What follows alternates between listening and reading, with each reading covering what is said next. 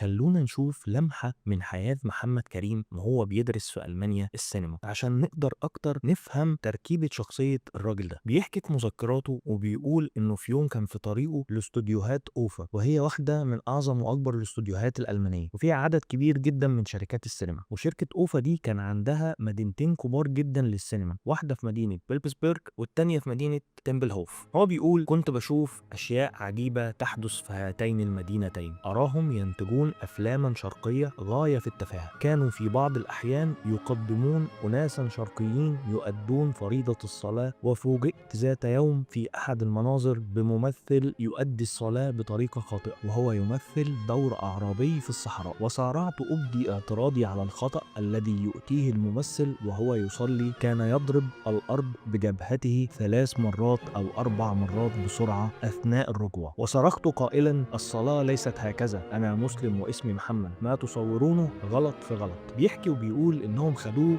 لراجل مسن قاعد في مكتبة الاستوديو، ووقتها أبدأ اعتراضه الشديد وعرفه شكل الصلاة ازاي. لكن الراجل قام بمنتهى الهدوء وجاب كتاب من على رف من الارفف وقرا حاجه بالالمانيه وبيقول له: الصلاه اللي انت اديتها كده صح، واللي احنا برضو بنعملها صح. واكنه ما كانش مهتم اصلا باللي هو بيقوله، لكن مع اصراره تم التعديل بالفعل. وكمان لما كان بيلاحظ ان في بعض الايات مكتوبه غلط او محطوطه في مكان مش ملائم، كان بيصر على العمال انهم يغيروا الاماكن دي. وهو بيحكي وبيقول كمان ان لما كنت بعمل كده كانوا بيقوموا وبيضحكوا عليا بمنتهى الاستهزاء، اكن اللي بقوله ده ملوش اي لازمه.